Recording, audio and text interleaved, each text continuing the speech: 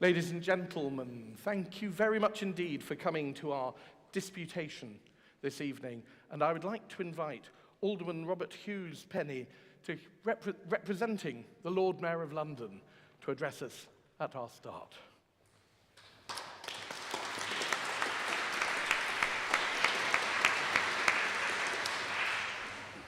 Father Marcus, my Lord Bishops, distinguished panelists, honoured guests, ladies and gentlemen, good evening. It gives me great pleasure indeed to say a few words of introduction on behalf of the Lord Mayor as his aldermanic representative this evening. I'm afraid the Lord Mayor cannot be with us here this evening as he's travelling overseas doing the important job of promoting the City of London and UK financial professional services. But I think his loss is our gain. Father Marcus, may I first of all though commend you on resurrecting the disputations. I know last year's disputation was incredibly successful, and I'm sure this evening's disputation will be equally successful, and for attracting such an illustrious panel and set of speakers. I think we've got a fascinating motion before us, and personally this motion that the House believes that Christianity is intrinsically socialist is one that interests me enormously. As someone who started work in the city in the investment management industry over 30 years ago, questions about the allocation of capital and the smooth functioning of markets, which in a sense is a function of the proposition, is of direct relevance to my day job. Similarly, I've long been interested in the world of politics. And I even have been known to say that there are bits of all the mainstream parties that I like and respect. But as an alderman, an elected local politician, in accordance with tradition, I stood for election as an independent candidate. But maybe, just maybe, tonight is the night where I am persuaded to nail my colours to a mast. But probably the most important thing is that as someone who seeks to understand, to know, and to follow the teachings of Jesus Christ, I shall be listening particularly carefully to what our panelists have to say and what I might learn from them. And in this regard, I would encourage us all to do likewise. And so, with that, may I hand over to Bishop Sarah and say, may the disputation begin.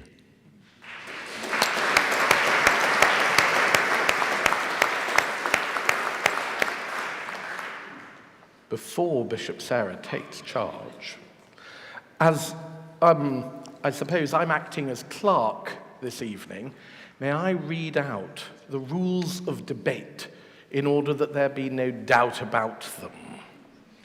There will be an indicative vote at the beginning of the debate to give an idea of how the mood of the House has changed over the course of the debate. Each of the guest speakers will have 10 minutes to present their case. They should be heard respectfully. Vocal reactions to the speeches is encouraged. But attempts to prevent a speaker from continuing are discourteous, will be ruled out of order, and may result in your being asked to leave the building.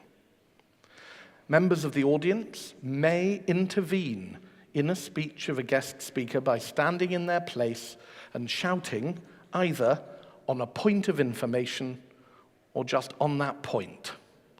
It is entirely up to the guest speaker whether to accept an intervention.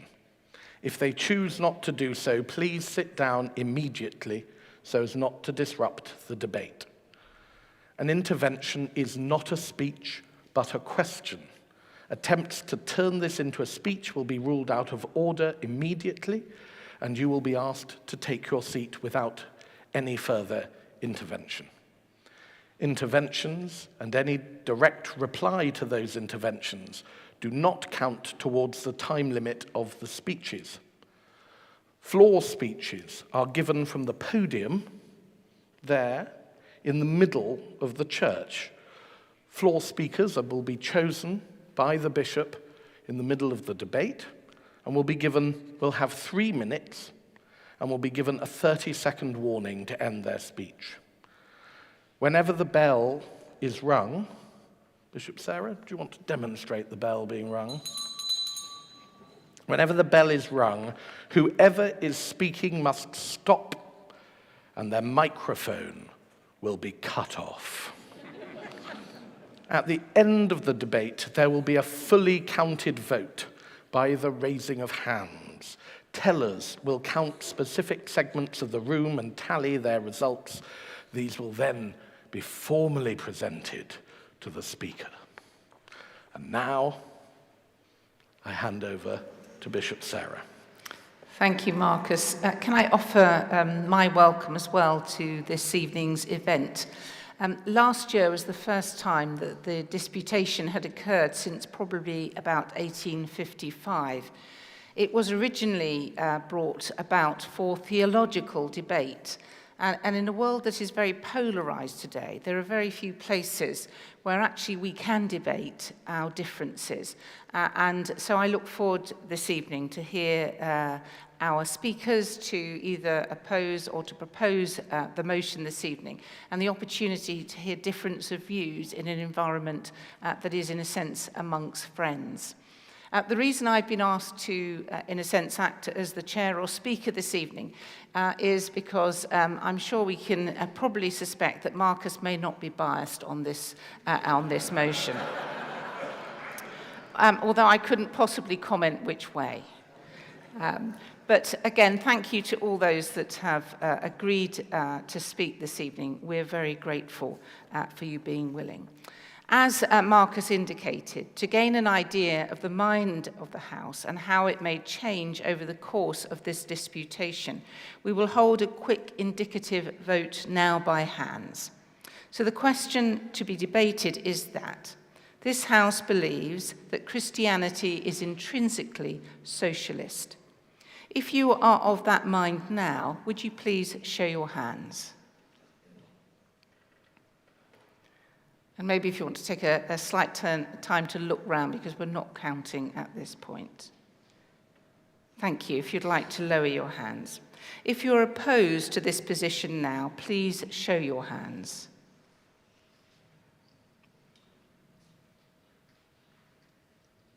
And again, do take a look round to see.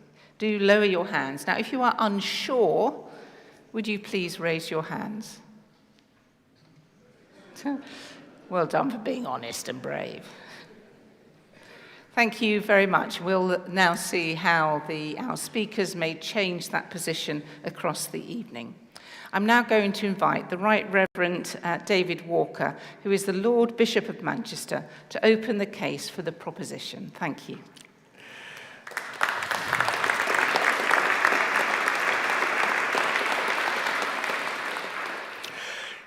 Thank you. My name is David and I'm a Christian. I'm here to support the motion that Christianity is intrinsically socialist, but I'm not myself a socialist. It was during an episode of Moral Maze on Radio 4 a few years ago. I was defending the work of international aid agencies when Melanie Phillips suggested that I was seeking to destroy capitalism. My good friend Giles Fraser came to my rescue. He pointed out that I was deputy chairman of the Board of Governors of the Church Commissioners, not a body noted for hardline Marxism. During my time as deputy chair, the assets of the commissioners grew from about 7 billion in sterling to over 10. We were able to increase our annual distributions to the wider church by eye-watering and inflation-busting amounts.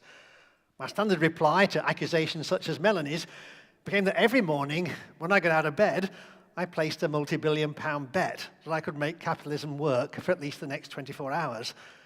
Fortunately, that bet paid off over 2,000 successive times. So why am I supporting this motion? I'm supporting it because Christianity is at its heart aspirational. It calls us not just to the present, but to the end times. If you want a fancy theological word, remembering that these events were originally theological, that word is eschatology. St. John, in his Gospel, declares that with the coming of Christ, the eschatological age, the end times have begun. We who follow Jesus are called to live our lives immersed in this world, but living as closely as we can to the laws of God's kingdom. Yet we do so whilst recognizing that the fullness of God's kingdom will only be realized in heaven. You won't be surprised that the older I get, the more interested in heaven I become. Hence, if we're having a conversation about what is intrinsic to Christianity, our eyes need to be fixed on that far horizon. Only then can we consider how close to the life of heaven we can get on earth. As our Lord puts it in the prayer that most of us Christians say daily, "Thy kingdom come, thy will be done on earth as it is in heaven." Most of my quotes will be in prayer book language, I'm afraid. So the question as to whether Christianity is intrinsically socialist is in essence the same as the question as to whether heaven is socialist. Now, I trained as a mathematician. One of the standard ways of proving a mathematical theorem, at least since the time of Euclid and Pythagoras, is to assume it not to be true and then deduce a contradiction. So what would a non-socialist heaven look like? Well, pre-Christian and other religions give us something of a clue. When the pharaohs were laid to rest in their pyramids, they were buried along with the precious objects they wished to take with them into the afterlife. It was not uncommon for servants to be put to death and buried with them to serve them in the world beyond. By contrast, the Christian funeral service reminds us that we brought nothing into the world and we can take nothing out. Again, I suspect the horrific practice, still not entirely eradicated, where a wife will be thrown onto her deceased husband's funeral pyre, was grounded in the view that he who had possessed her on earth should not have that possession interrupted by death.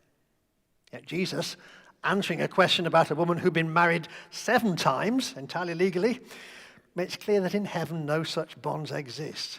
We arrive in heaven alone and naked, unencumbered by wealth and possession. So do the denizens of heaven have the opportunity to amass welfare? Can they exploit the labor of their fellow citizens of God's kingdom? Do the rich and famous get to live in exclusive gated communities closer to the heavenly throne? I very much doubt it. In heaven, the wretched Lazarus, who in one of Jesus' most famous stories had spent his poverty-stricken, disease-ridden life begging at the gate of the rich man who ignored him, he's the one who sits in the bosom of Abraham. Unlike the many circles of hell which Dante would have us believe in, heaven is one equal, and hence in my view socialist, paradise. But let's turn our eyes back to earth. Perhaps the most famous Christian attempt at socialism was the much vaunted Jerusalem commune, established by the apostles themselves. All goods were held in common for the benefit of whoever had call on them. As a famous socialist phrase puts it, not in prayer book language, from each according to their ability, to each according to their need. It didn't last long, but only into chapter 5 of the Acts of the Apostles before Ananias and Sapphira hold back some money from a field they've sold. Confronted with their duplicity, both fall down dead on the spot. Perhaps that's the earliest warning that when you try to put into practice too literally on this earth, socialism runs the risk of being every bit as harsh as its alternatives. But a more abiding example can be found in Christian monasticism. Before each novice takes their final vows, they're required to divest themselves of all property. Typically, assets are then held by the community in common or by a group of trustees for their benefit. But monasticism is about much more than just personal poverty. St. Benedict made it clear in his rule, which still is the foundation for many present-day communities, that the voice of the youngest and least must be heard and taken heed of when important matters are being discussed and determined. Moreover, in many communities, the tradition is that leaders are elected by the members, may be replaced at the expiry of a term or when they're found to be unfit. None of this is to pretend that abuses don't take place. Henry VIII was aided in his efforts to appropriate their assets by the many tales of dissolute behavior taking place within cloister walls. But as I said at the beginning, Christianity, especially in its intrinsic socialism, is aspirational. The point is that the monks grasped the message, and they tried. Beyond monastery and convent, I believe all Christians are called to aspirational practice. Every human being is equally loved by God and hence has equal worth. The 5 marks of mission that unite the worldwide Anglican Communion, in which the Church of England is a part, express the need to combat injustice and meet the needs of the poor. We'll never entirely reach that socialist heaven on earth. Indeed, our Lord reminds us that there will always be the poor with us. But the unattainability of the full goal does not negate the imperative to strive towards it. And this is a task that can't, mustn't, just be left to socialists. Not least because socialists all too readily fail to take account of the fallen state of human nature. It has been argued, and I'm not going to argue against it, it's only the Conservative Party in Britain that truly recognises the depth of human sinfulness. There's a joke somewhere in there, but I'll leave you to find it for yourself. So throughout my ministry, I've worked alongside those of vastly different politics, as well as religious creeds. We've worked on the task of straining towards those inherently socialist ideals. When I was a parish priest at the turn of the millennium, 3 of us set up an asylum seeker accommodation project. We won the contract for an entire English region. It was a socialist worker party who stood most firmly with us against the racism we encountered. But a decade or more earlier, when I was looking to provide a safe landlord for former coal board tenants in my mining parish, it was the chair of the Regional Conservative Association. Today I work with an international body called the Council for Inclusive Capitalism. It includes the CEOs of some very well-known global companies. My focus has been on how to reach net zero carbon without the costs being disproportionately borne by the world's poorest.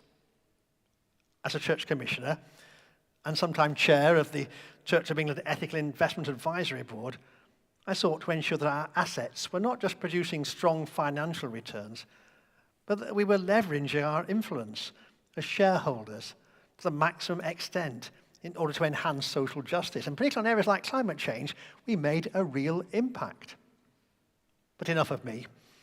I've quoted Jesus several times, but I want to give the last word to his mother in words from what is probably her second most famous speech, a passage that Anglicans recite at evensong day by day. He has cast down the mighty from their thrones and has lifted up the lowly. He has filled the hungry with good things, but the rich he has sent empty away. Now that is true heavenly Christian socialism. Thank you.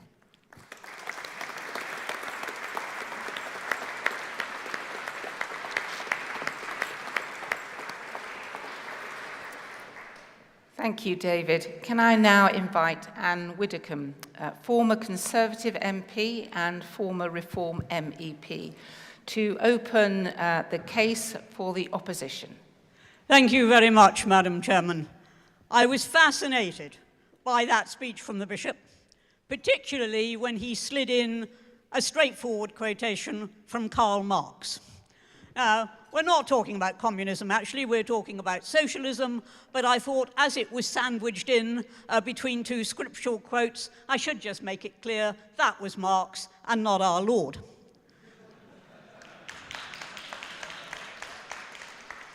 But let us look at the essence of this proposition, because in order to look at it, we have to decide what is the essential difference between socialism and capitalism.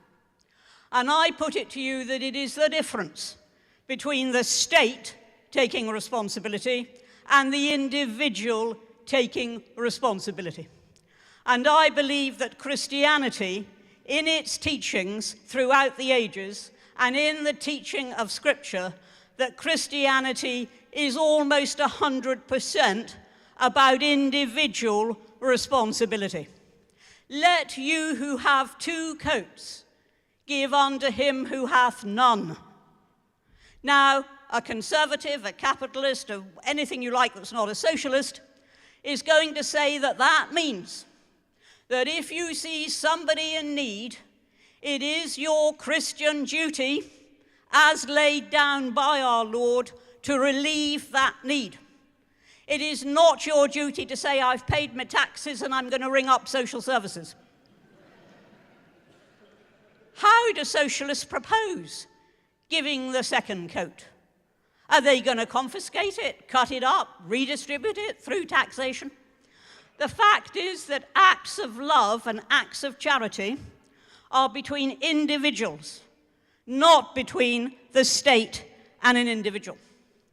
Now, I think actually that our Lord loved a good prophet, and I'm spelling that F-I-T, not P-H-E-T.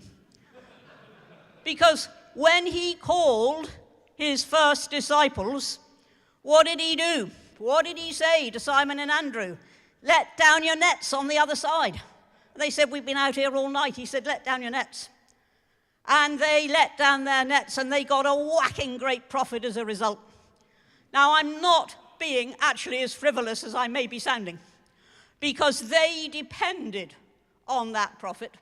They weren't just out there fishing to supply their own supper. They were fishing because they were by profession fishermen, and they needed to be successful, and that was what was recognized. But let's take the most obvious demonstration of all. Let's take the parable of the Good Samaritan.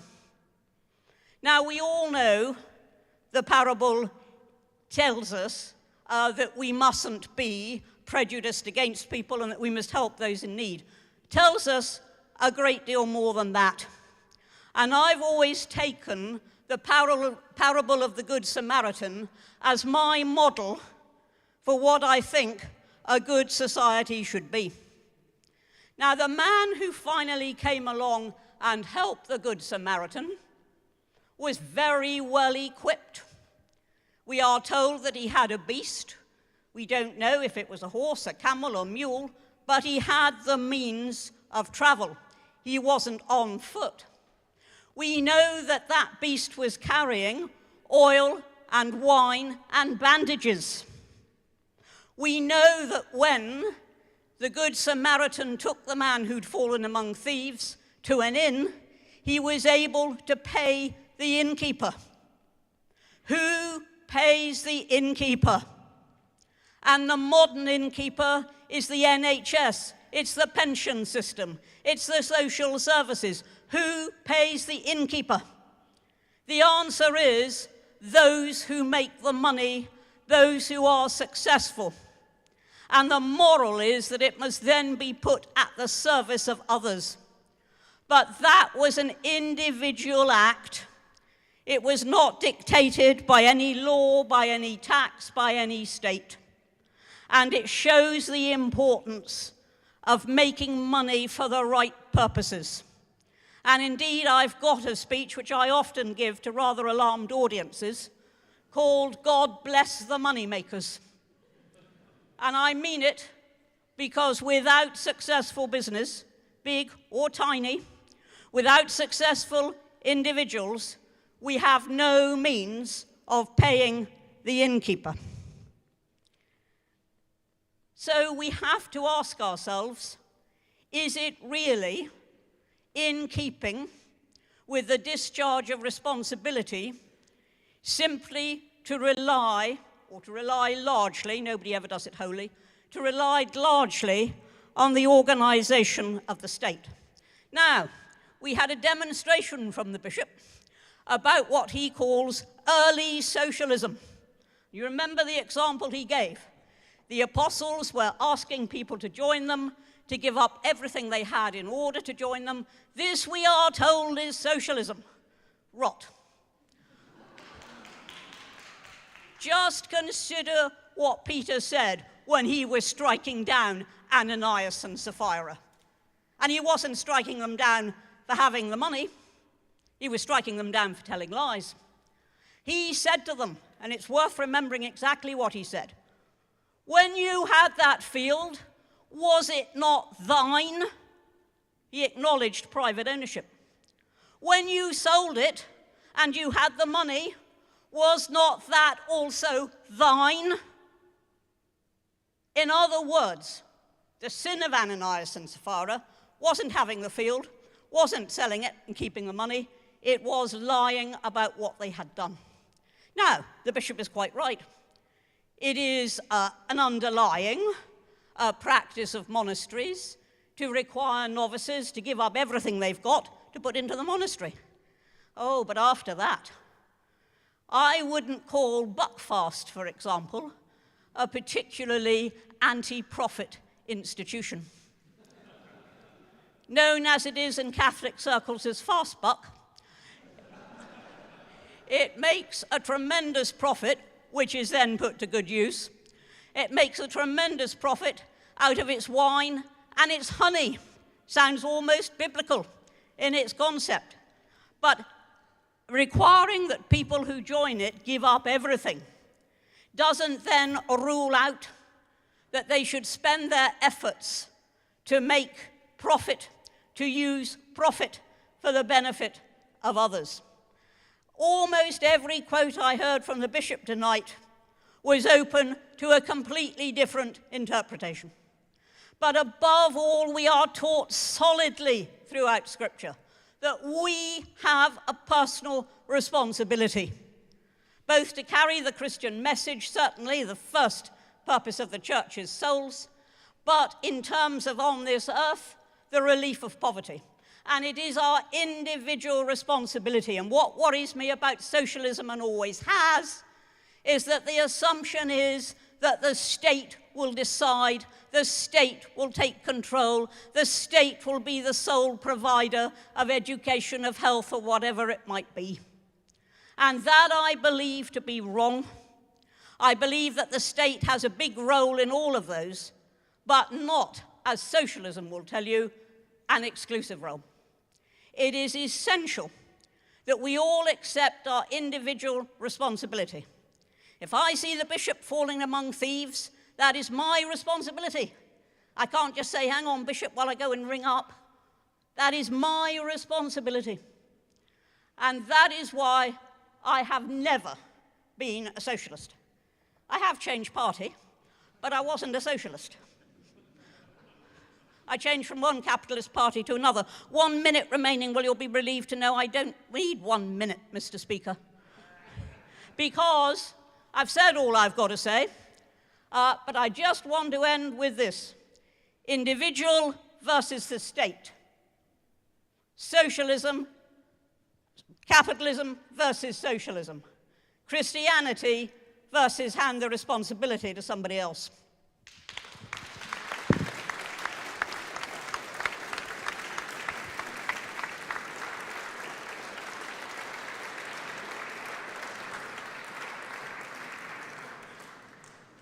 Thank you, Anne. I'm now going to invite Chine McDonald, the Director of Theos, to come and also to speak in for the proposition. Thank you.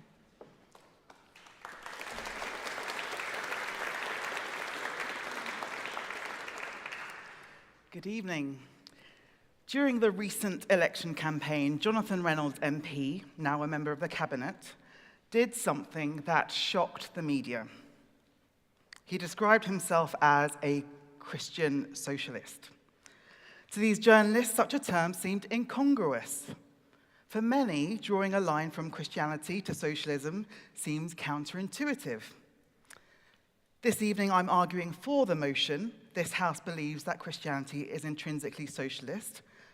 But if you'll allow me, I want to flip the statement on its head and argue that it is in fact socialism that is intrinsically Christian, but that the socialist movement has either forgotten or willfully ignored this reality. What has made it possible for socialism and Christianity to appear unlikely bedfellows? First, I blame a lack of religious literacy in this so-called secular society. If the Christianity demonstrated in the Gospels and in the accounts of the early church seems incompatible with progressive political ideals, then it's because our increasingly religiously illiterate media and wider society, present company excluded, holds scant knowledge of the Bible and its contents, full stop. Because in the New Testament, I see accounts of a Jesus who lives among the poor, who warns of the excesses of riches, a Jesus who's pretty strong on the idea that money is a spiritual evil that leads away from God, a Jesus who sees and treats everyone as equal. I see the early church sharing everything they had in common. To many, it's obvious that, as US Christian activist Tony Campolo once said, God's heart is slightly to the left. Why else might the link between socialism and Christianity not be immediately apparent? Is it because, as perhaps those arguing against this motion might suggest, that socialism has generated some of the most violently atheistic regimes in history, in places like China and the USSR, who martyred hundreds of thousands of Christians for their faith? Do the words Christian and socialist seem incongruous because socialism, more than almost any other ideology, has attempted to play God and forcibly engineer a reshaping of human society? Well, here I'd argue in the words of George Orwell, who said that, as with the Christian religion, the worst advertisement for socialism is its adherents. Just because socialism springs from Christian instincts, it doesn't mean it's free from human sin. Added to this is the fact that the socialist movement today continues, on the whole, to seem quite atheistic, and at its most extreme, anti-family, and allergic to the institution of Christianity, whose values shaped its earliest days. It's understandable, then, that despite socialism being intrinsically Christian, in our culture there seems to be more sympathy for Christianity on the right, namely the soft right Anglicanism, and the popular claim that the Church of England is the Conservative Party at prayer. But this has been possible because socialism is ignorant of its history, including the Christianity that shaped its foundations. It is Christianity's values that have driven the modern commitment to human dignity and equality undergirding all democratic political projects. It was predictable then that the Labour Party, from its inception to the 21st century, would have often been led by those who espoused some form of Christian faith. The party's leadership in recent years perhaps reflects the decline in religious affiliation more generally. Corbyn and then Starmer, who describes himself as an atheist and a socialist, but yet, like his Christian predecessors from Keir Hardie to Brown and Blair, borrows biblical language and Christian imagery to illustrate his political beliefs. He can do that because of the fact that socialism is intrinsically Christian, shaped by Christian ideas about human flourishing. Atheism can't ultimately satisfy the question of why all are equal. Where atheistic socialism has been nervous of realizing its Christian underpinnings, Christian socialist movements have also been nervous of attaching themselves to the word socialism. Like the term woke today, socialism has become the bogeyman for much that conservatives find scary. When it was formed in 1900, the Labour Party was nearly called the Socialist Labour Party. But some thought that doing so would limit recruitment.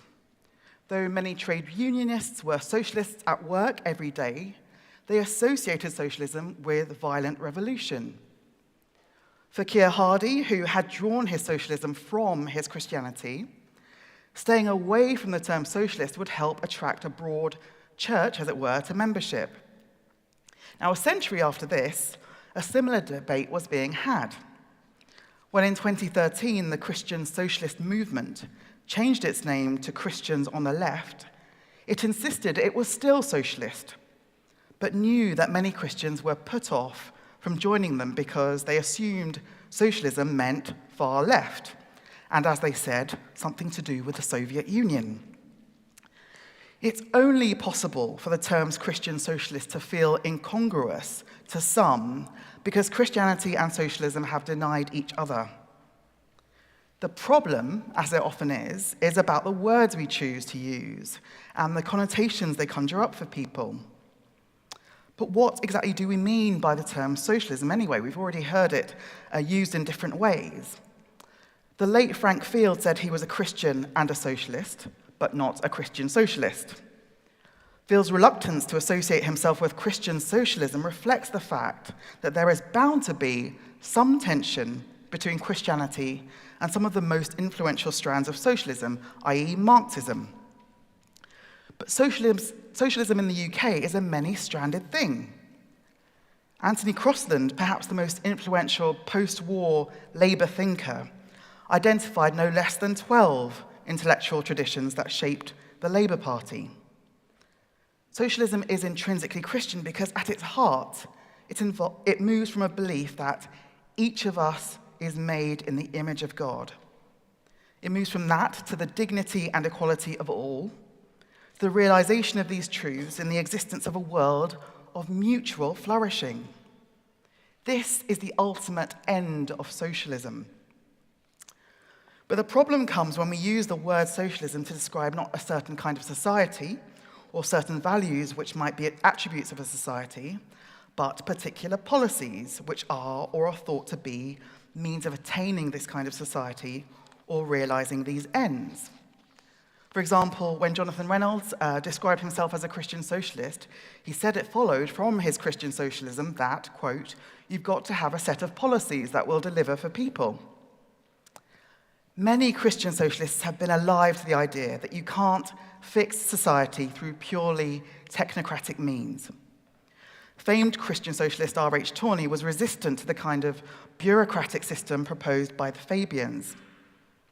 He felt they lacked a comprehensive vision of socially just, ethical society, and at best their proposals would have the effect of, quote, "tidying the room, but opening no windows in the soul," and would be an instance of making a surgical experiment on a man who is dying of starvation or who is poisoned by foul air.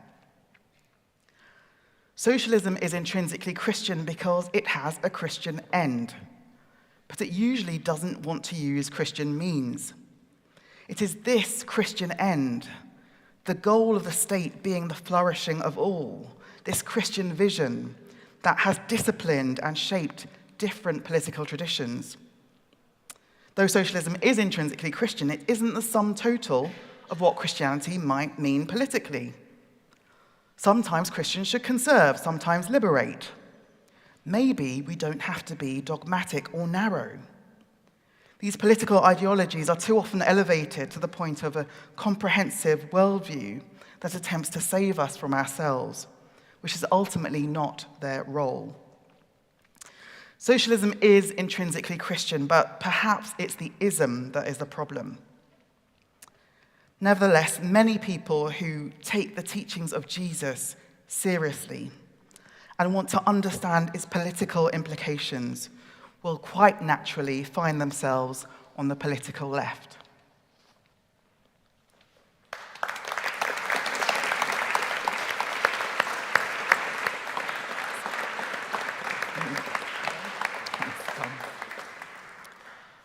Our final speaker in this section, speaking in opposition, is Danny Kruger MP, Member of Parliament for East Wiltshire. Thank you. Well, thank you very much indeed. It's a huge honour to be in this wonderful place and in this tremendous tradition of these disputations. And I've enjoyed the debate so far enormously. Of course, the proposition is essentially preposterous. As I think the debate is concluded, and may I really congratulate Chine. That was the most wonderful defence of a different proposition, and I agree with it entirely. Of course, it's preposterous to suggest that Christianity is essentially socialist, as it would be to suggest that it is essentially conservative or liberal.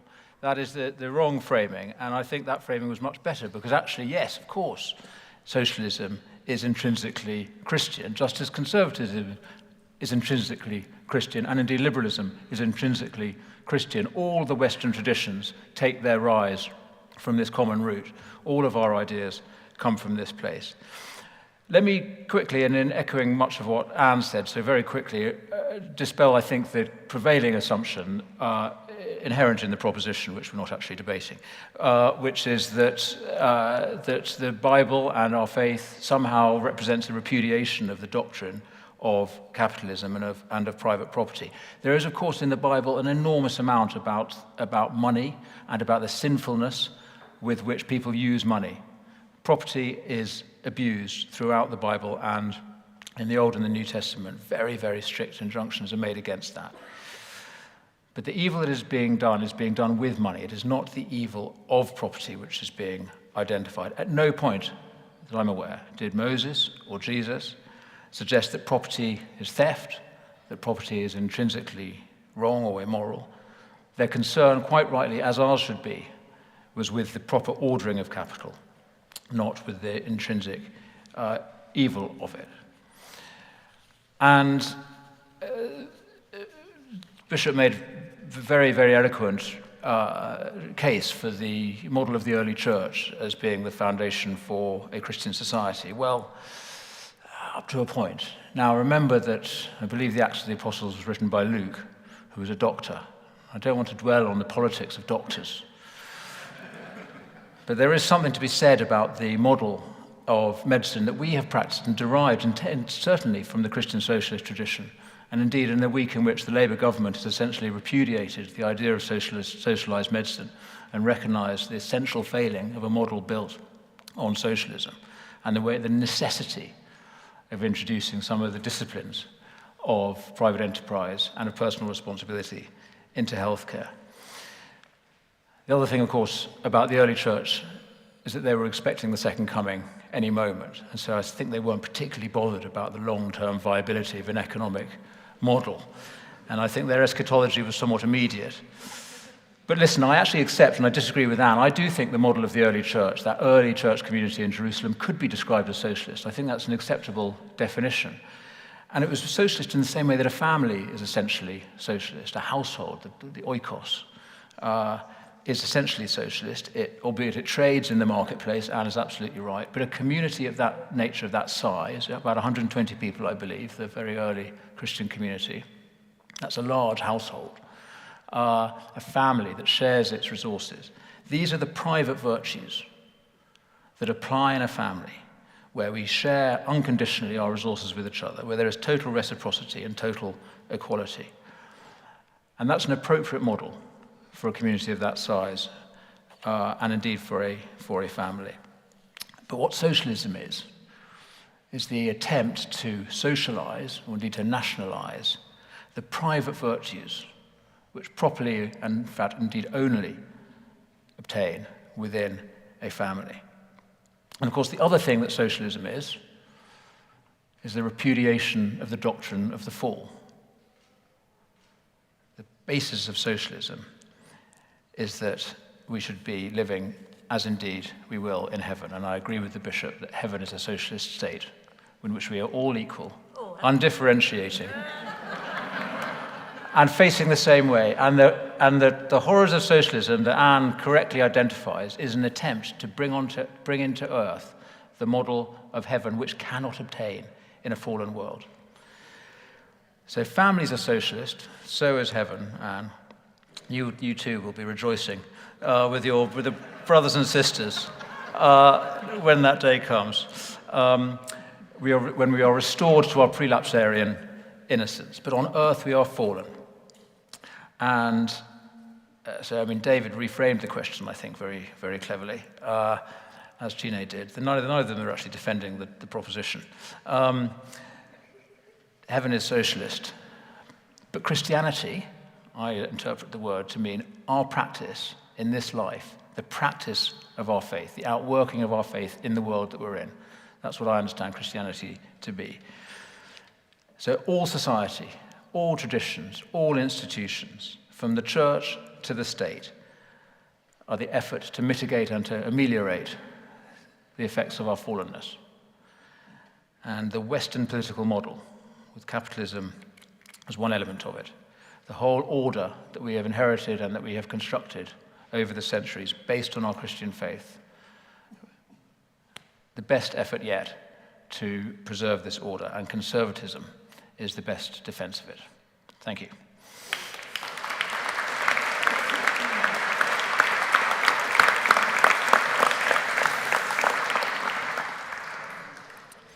Thank you very much. We now come to the part of this evening where you have an opportunity to be able to put your views either for or against the proposition this evening. So what I'm going to do is invite you to stand. You have 3 minutes and you will be timed accurately on that. And so if you stand, and I'll try and point you out, despite the fact I'm partly blinded by a light here, but I'll point you out and you go to the middle lectern to speak. So if you'd like to speak, could I invite you to stand?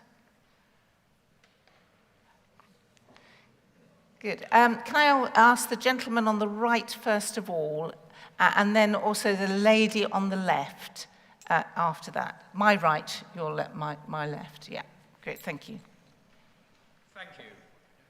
Both Anne and Danny emphasize that capitalism is the antithesis of socialism, and the essence of capitalism is lending money at interest. The medieval church prohibited this. It was known as usury. Incidentally, the role given to Jewish moneylenders was the result, and when the monarch's debt grew too big, he could condemn them as murderers of Christ, and they were then expelled from the kingdom, and thus his debts disappeared. The truth is that the Reformation and the growth of Protestantism are what put us on the road to capitalism, the modern secular state, and atheism, and in it, the rejection of Christian belief. We know what the pre-Reformation church's position was because we know what they thought of usury, and we therefore know what they thought of capitalism. And we also, interestingly, know what Jesus thought of money lending. He wasn't a fan. It is self-evident that the early church, the medieval church, was socialist in its approach, and it is the growth of capitalism which sets the Western world on the path to enlightenment and secularism.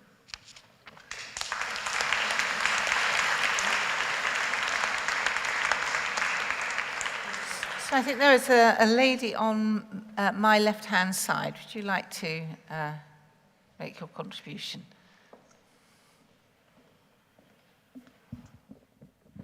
I think the gentleman before me made an excellent point about how Jesus felt about moneylenders. I wanted sort of to argue with you, actually, sir, who was the last in the opposition, and say that, I absolutely agree with you that, what the bishop said was correct, that heaven is a socialist place, and that, here it's not attainable. However, I think that actually, as a Christian, I've always been taught to strive as much as I can to achieve the kind of person that I want to be in heaven here. And that actually, as much as you can, you should bring that sort of level of Christianity to earth. Doesn't mean it's necessarily possible, but you should always try and do that.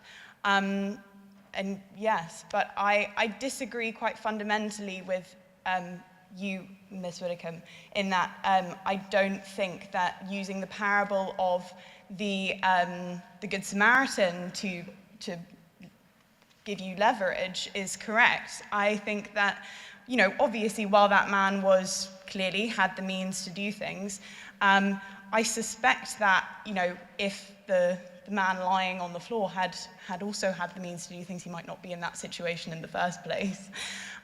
But also, I think that, he was, the Good Samaritan was able to pay for all those things, but perhaps if everyone else had also had the means, they would also have been able to, or if they hadn't been rushing off somewhere. But, sorry, I'm babbling on. But yes, I agree with you, but I think that we should strive for heaven here as well as in the afterlife.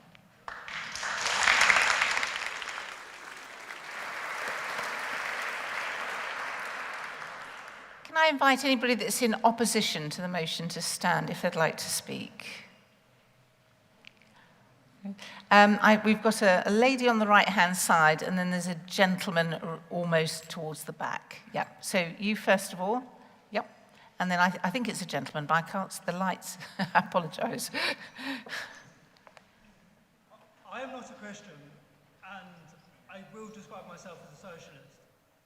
I don't agree with the principle that socialism is Christian, or that Christianity is socialist.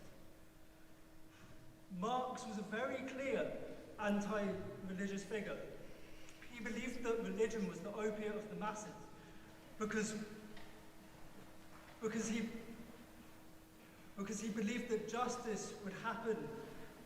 The Christians believed that justice would happen in heaven, and that the inequality of capitalism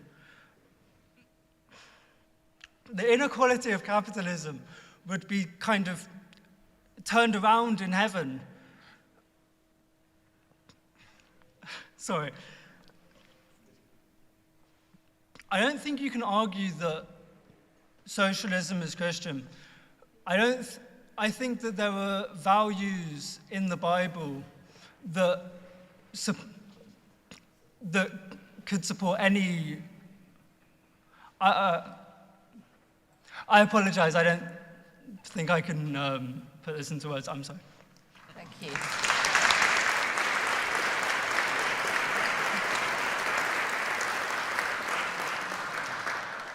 Thank you very much for your comments. I do think we got the gist of what you wanted to say, so thank you very much for being willing. There was somebody just by the choir on. I don't think it was you. I think I'm going to get. Sorry, it definitely wasn't you. But so I'm going to take the person just by the choir first. But do stay standing. There may be time for two more. Yeah.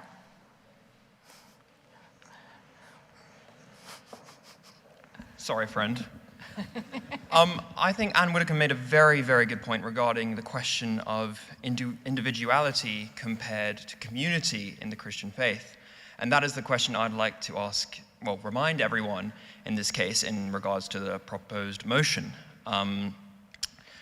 Personally, the way I see it is that when I think about Christianity, the first thing that comes to mind are values of community. The ideas of church and charity are things that bring us all together collectively. And whilst that may or may not be socialism, I think that I would like to bring that question forward again regarding individuality versus community, where personally, community to me is much more Christian than the alternative. Thank you very much.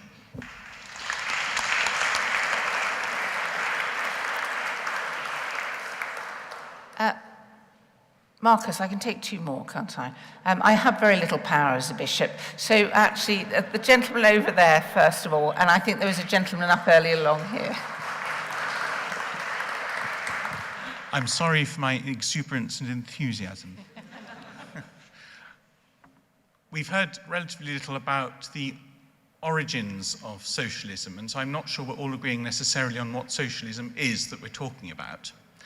But in terms of the work of socialism, as it's found sort of in Marx, Engels, the early writers, as it were, European writers on socialism, I think I identify many themes that are drawn from Christianity, from the Bible, from the Judeo-Christian theological background. Anthropology, humankind as a group within whom we have enormous potential. Sin, all that's wrong with the world and within ourselves. Hope and the importance of a genuine hope. Now, clearly Marx thought, as has been mentioned, religion is a false hope. It's a narcotic. It's not something life-giving, something with which I disagree.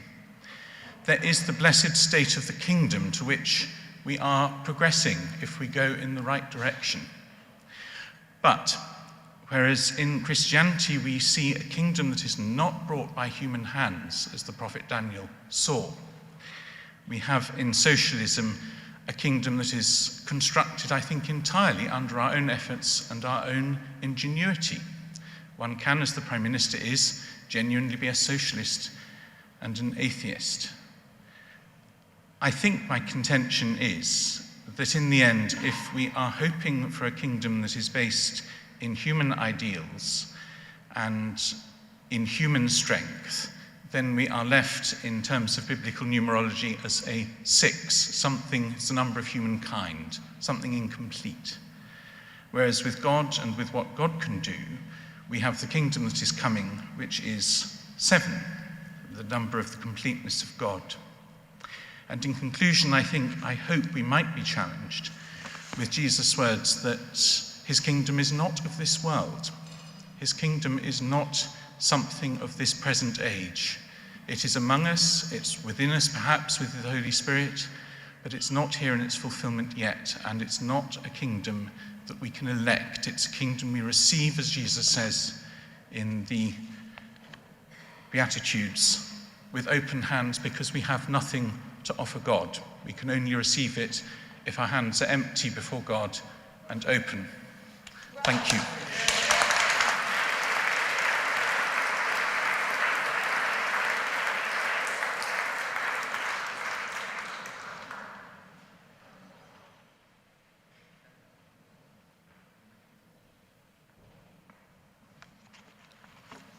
The Gospel according to St. Matthew, chapter 25, verses 14 to 30, are highly relevant in this debate, for they record Jesus telling the parable of the talents.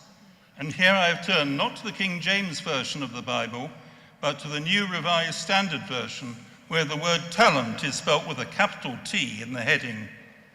If one takes this version at face value, with a talent being a unit of currency like a pound or dollar, one could but conclude that Jesus at that stage was a proud capitalist, with a master giving his servants 5, 2, and 1 talent, then praising those who returned their sums with interest, but casting the servant who had simply buried his solitary talent in the ground into outer darkness. But Christianity here has turned its back on this scenario and interpreted the parable as meaning that the master in this instance was a proxy for the Almighty, who had bestowed mankind with a variety of small t talents, whether those be patience, kindness, strength, integrity, a good voice, or whatever, and exhorted them to capitalize on them as best they could throughout their lives. That implies that all would have equality of opportunity at the start of their lives, and it would be up to each individual to make what they could with the situation. That's certainly not capitalism, but is it socialism? Is there something in between? Anne has offered you a binary choice. I suggest that life is more complicated.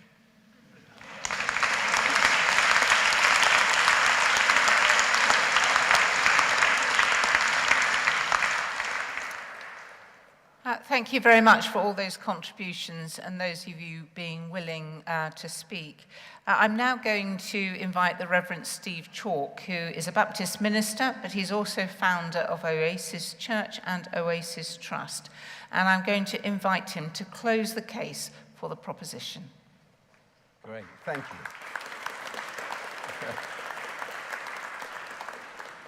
I'll take off my watch and I'll look at it, which means absolutely nothing to a Baptist preacher. But anyway, I think the problem here tonight is we've set up a straw man, and the straw man doesn't stand. The truth is, Christianity has to be social because humanity is social. Our very existence depends on being social. When we see riots on our streets, we feel that society is falling apart. We are members of society. We belong together. But faith in God also needs to be entrepreneurial. It needs to be creative because God is the great creator. So to pit these things against one another is a juvenile, rookie mistake. And Anne, you made it. You made it because you said it's all about I, not about we. You talked about I and not we. Now, I love you, Anne. I love what you do. But the reality is that it's about us. You told the story about the fishermen and getting profit, but that negates the fact that they didn't live in a 21st century capitalist society driven by profit for themselves and their fishing business. In reality, these people lived by subsistence, as I'm sure you know. In a communal society, they weren't fishing for themselves. They were fishing as a team. You can see this. I'm partly Indian. You can go to India. You can go to Africa, where Oasis works. I was there in South Africa just the other week, and you see teams of fishermen fishing together, and the women together, and they haul in the fish for the community. It's all about community. The mistake is the individualism that creeps in. The problem with the term socialism is it can mean anything you like to anyone who chooses to use it. It's like all these big words, like the word peace. The word peace is bandied around all of the time. I worked as an advisor to the UN for 8 years. I sat in endless meetings about peace in Upper Manhattan.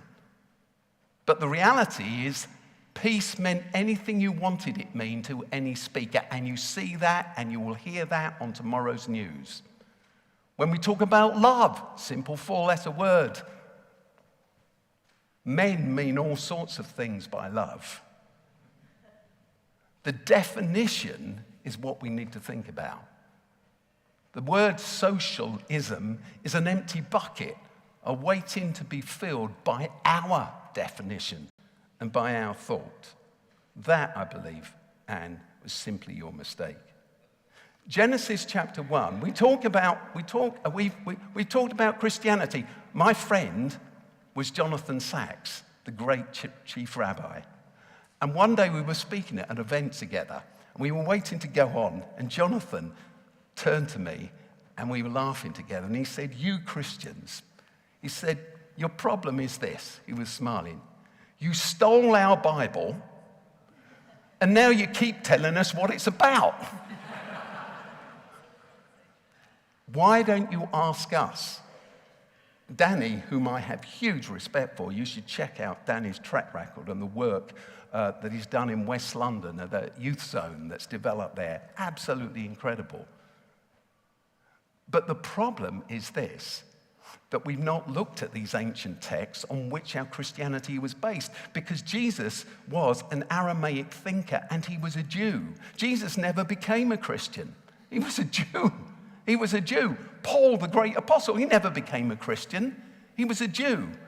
This isn't my opinion. You read the scholars. You read the script. You read the New Testament without the blinkers on. They were Jewish people. Paul was simply a great Jewish thinker writing in Greek, translating into a different context, culture, and language. They were Jewish thinkers. Genesis chapter 1, Jonathan Sacks explained to me, is simply this. Years ago, and he opened my eyes and he studied it, and you can check it out on Google or anything you like tonight. Genesis chapter 1 is a poem, of course. You can tell that because it's even set out like some of the Psalms, the days of creation. And in verse 27, a great statement is made. God created them, male and female. He created them in his image. This was a shattering truth, because the great creation narrative of the day by the superpower, told by the superpower, the Babylonians, was, of course, Enuma Elish. You can see that online tonight. Enuma Elish looks exactly like Genesis chapter 1, but guess what? Only the king is made in God's image. Only the hierarchy is in God's image. Everyone else is there to serve them and their wealth. You don't even have to look, check it out online. You can go to the British Museum, and you can see some of these statues to these Babylonian kings that we've dug up now in Iraq, Babylon, and installed here in London. Genesis chapter 1 was a revolution, because as it was of course, it was passed on orally first, but eventually written down. And you get to this point, it follows Enuma Elish in so many ways. Too much to tell you about in these few minutes. But it gets to this incredible verse, and it says, "And God created them in his image, male and female." This is democracy. This is the democratization of the image of God on the first page of the whole Bible. You can stop there if you like. And it's still something that humanity's grappling with and trying to come to terms with. The Bible's all about us and we. And in English, because we use the word you as singular and plural, we lose most of the context of what Jesus or Paul, the great apostle who wrote almost half of our New Testament, was talking about. It was all about us. It's you as a team. It's you as a group. It's about mutual flourishing. Today I spent some time with a girl, just turned 13. I spent time with this girl who has nothing in life. I mean nothing. She's been abused, put down, shoved pillar to post. She's been looked after or not, the greatest oxymoron in our English language. She's been shoved from pillar to post. She's been left alone, abandoned. She's so tiny. I saw her, I was with her today, a child. 3 days ago, she appeared at the Old Bailey, charged as a criminal. It's us and we and our human responsibility.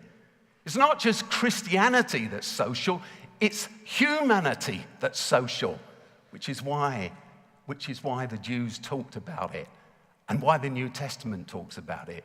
We are social and we are entrepreneurial. We are dependent on one another. Someone referred to it. The human race, Homo sapiens history, isn't about the survival of the fittest. It's about the survival of the friendliest. Check it out, so much being written about it now. We didn't outwit, we worked together. We learned to collaborate, and everyone knew that the good of all was the good of the individual. Of course we need to make money. Of course, Buckfast, how wonderful it is that they make all that cash. 1 minute remaining. How wonderful it is they make all that cash. But notice what Anne said. They use it for others. They don't leave it to trickle down, because trickle down doesn't even drip down. They give it to others. They invest in others because they know that humanity is social and Christianity too is just as social. God bless you. Thank you.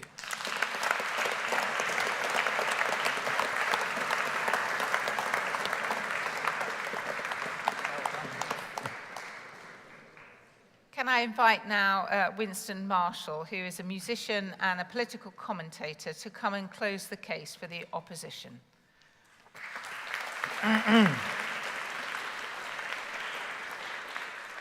Thank you, Bishop, and thank you, Reverend Marcus, for the invite.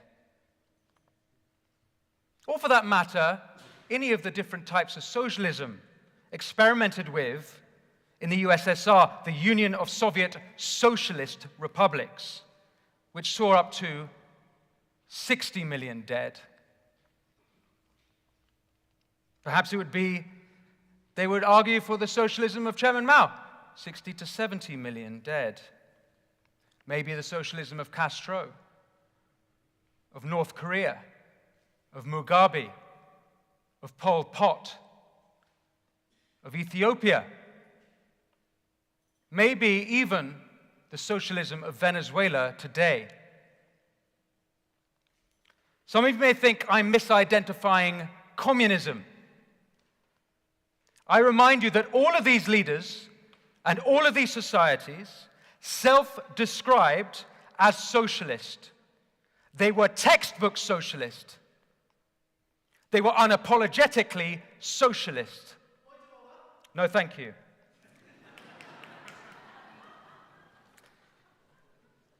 Preparing for this debate, I wondered even if perhaps His Holiness, the Bishop of Manchester, being such a high-ranking member of our national church, whether he might be defending National Socialism today.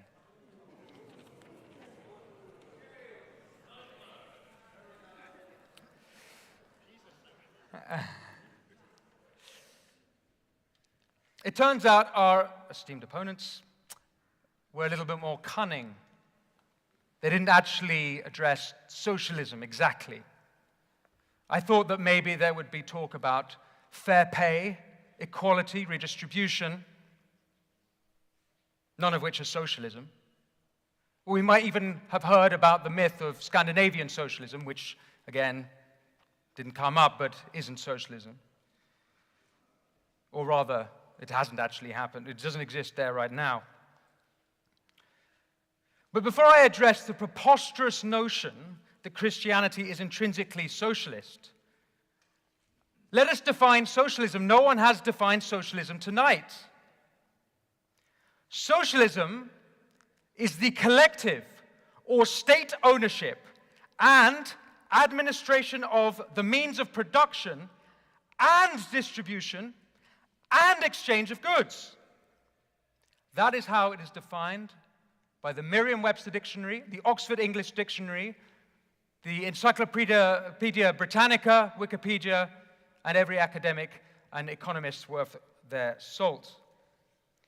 Karl Marx describes socialism as the transitionary period between the overthrow of capitalism and the realization of communism, when all private property would be forcibly abolished. Now, my esteemed opponent, the bishop, did say he was not a Marxist. He did say he wasn't a hardline socialist in his speech. But if that's the case, Your Holiness, I'm sure you'll have no hesitation in condemning and walking back your previous support of the explicitly Marxist, explicitly anti-Western, explicitly anti-nuclear family, the fraudulent, and as of October 7th, pro-Hamas, Black Lives Matter organization.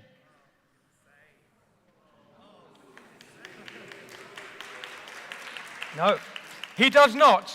He does not. So maybe we are talking about Karl Marx's socialism. Maybe we are talking about the socialism of the 20th century. You see, despite the mountains of dead bodies, socialism endures, seducing even the most noble in society today.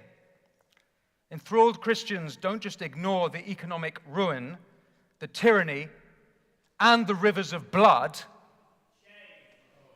So too the contradictory teachings of the New Testament.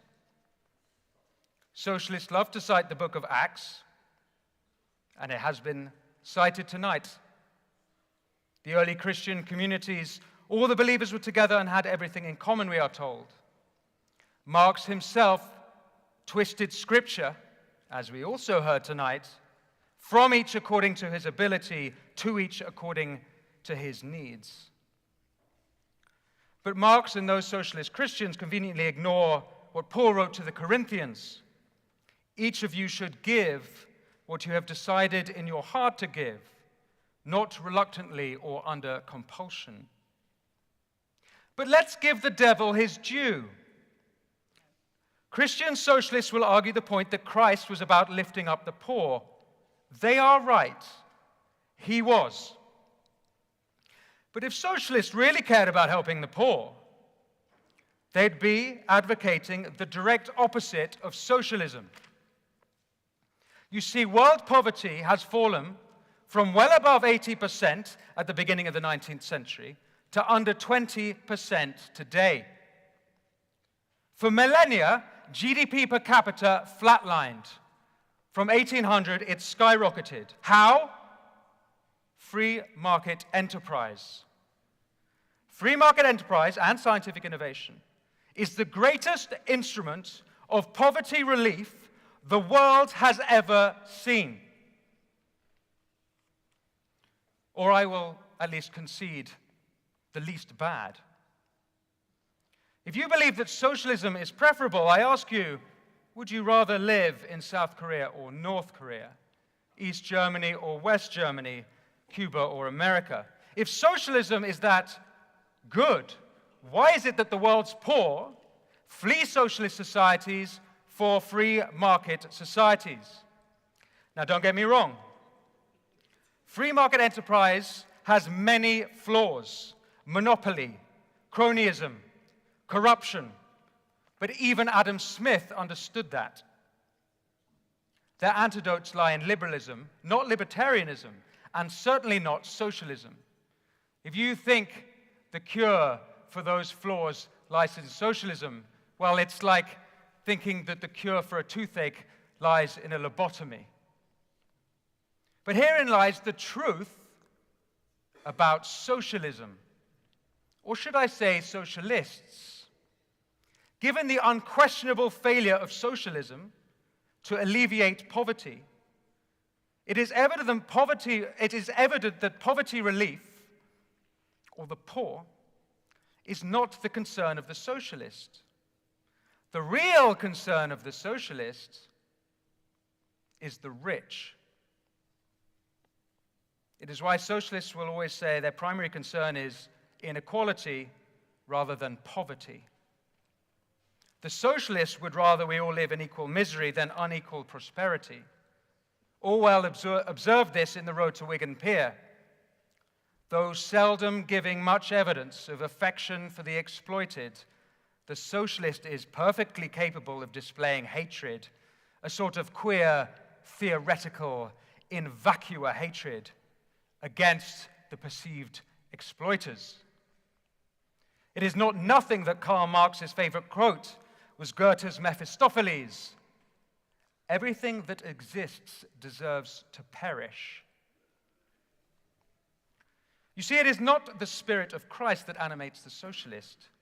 It is the envious and fratricidal spirit of Cain. Now, I won't pretend I'd have had the foresight of Dostoevsky in 1871, who correctly predicted the socialists would kill 100 million. Nor Winston Churchill, who in 1947 said that socialism was the gospel of envy. But today, in the 21st century, it is inexcusable to promote socialism. As long as Britain continues to take socialism seriously, Britain will remain an unserious country. As long as politicians like our Prime Minister, Sir Keir Starmer, can call himself a socialist, and politicians like Diane Abbott can say, quote, Mao did more good than harm, as long as bishops can openly support explicit Marxist organizations, Britain will continue its long march into oblivion. I'm nearly finished. Is Christianity intrinsically socialist? Christ cared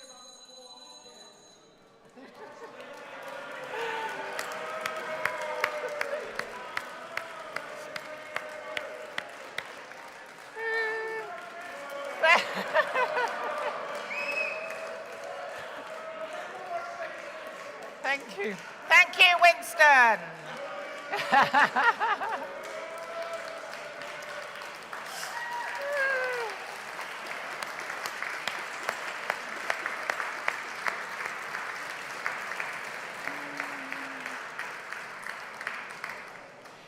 Can I invite you to thank all our speakers this evening?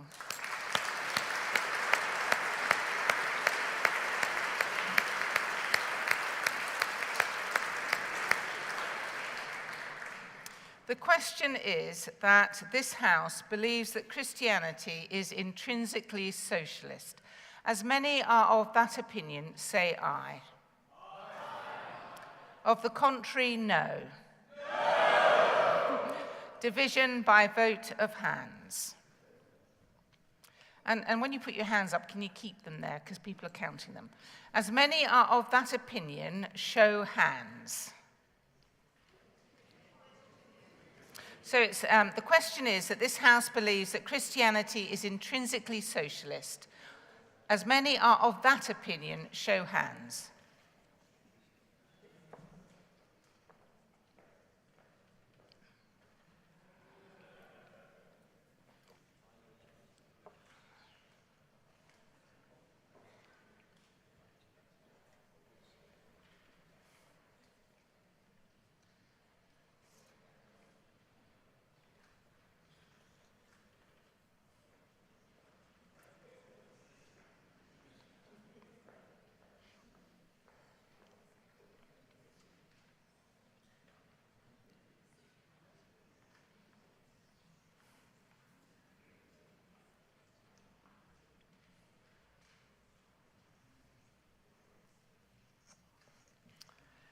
You can lower your hands now. Of the contrary, show hands.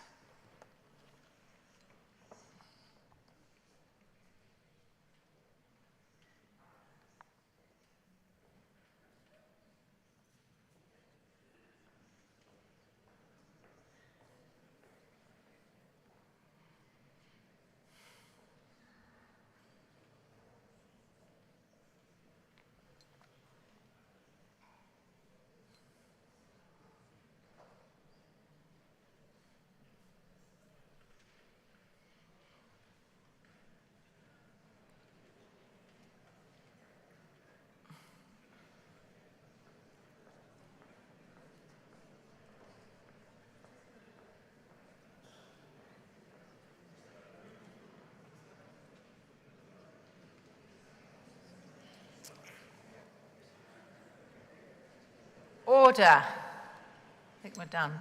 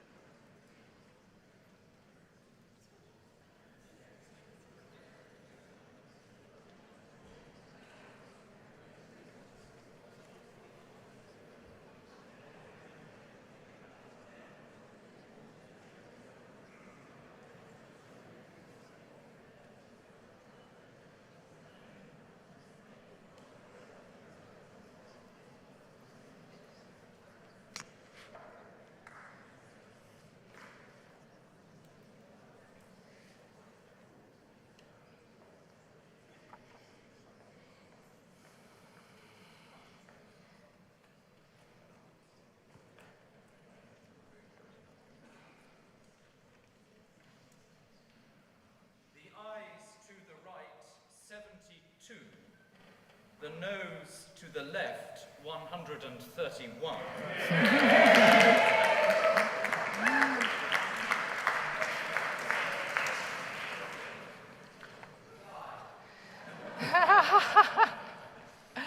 The eyes to the right, 72. The nose to the left, 131. The nose have it. Unlock.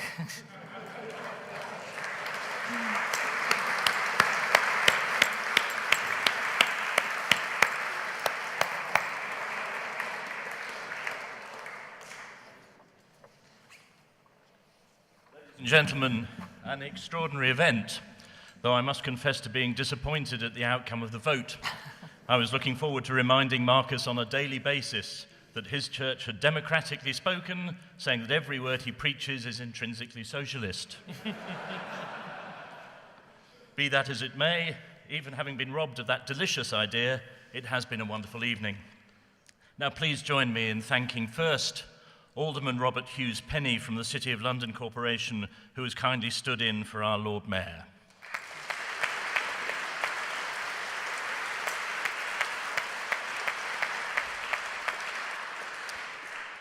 Austin, Sarah and Caroline from the Culture Mile bid, and from the church, the team that worked tirelessly to stage this event, Sarah Slavin, Gordon Furry, Samuel Leonard, Christine Cockerton, Rose Murphy, Father Taylor Wilton Morgan, and especially the ever-wonderful Susie Rodriguez.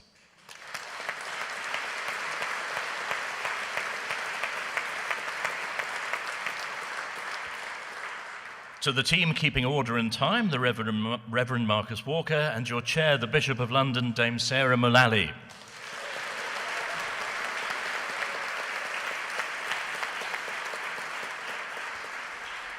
Lastly, ladies and gentlemen, our great thanks to our special guests this evening.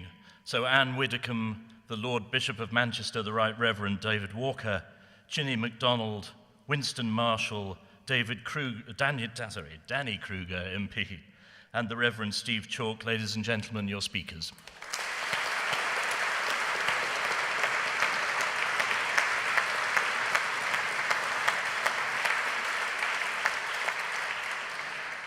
Lastly, the bars are now open. Please do not rush past the donation boxes, but instead dig deep.